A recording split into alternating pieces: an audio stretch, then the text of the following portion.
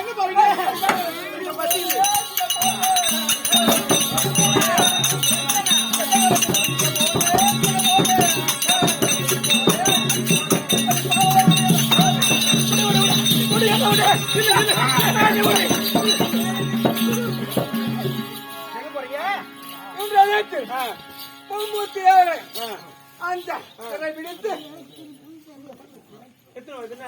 தேவர்களை திரை பிடித்து யாரு?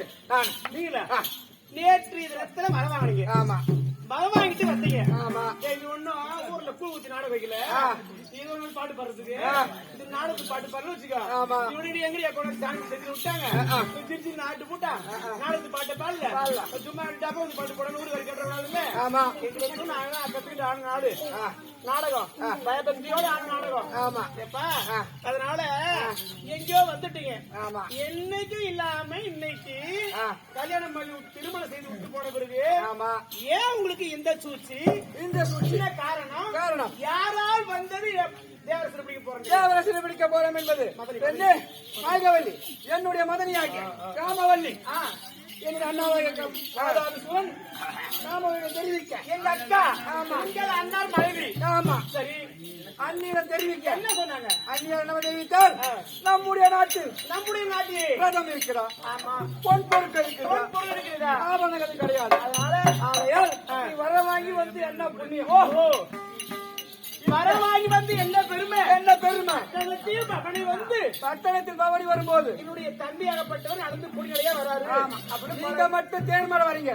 உன்னுடைய தம்பி ஜனதாபி சூரன் நடையா பேர் நடந்து வராரு. ஓஹோ, ஆகையால உன் தம்பி வரத்துக்கு ஒரு ரதம் இருக்குதா? ஓஹோ, இருக்குதா? எங்க அக்கா சொன்னாங்க. ஆமா, ஆகையால் உலகத்துல கெடுக்கிறதே பொம்பளை தான். அவன் பொம்பளை நல்லா இருந்தா நாடும் நல்லா இருக்கும், குடும்பமும் நல்லா இருக்கும், ஆண்மையும் நல்லா இருக்கும். எங்க அக்கா ஆண்டவா, இப்ப நீங்க என்ன செய்ய வேண்டிய பிடித்து போறீங்க? பொன் பொருட்களை அபகரித்து கொண்டு வந்து நம்ம நாட்டில் ஆண்டவா நீங்கள் போக வேண்டாம். உட்காரடே.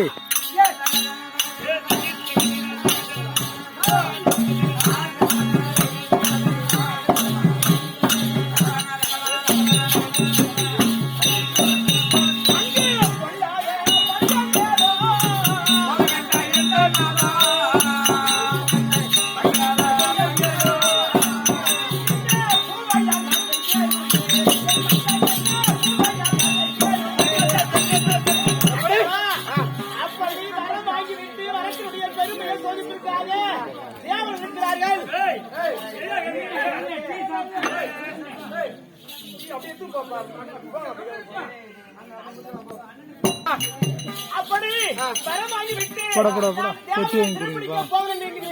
அப்படி தேவரை சிறைப்பிடிக்க நீங்கள் போனீர்கள்.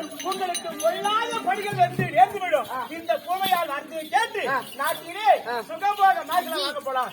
என்ன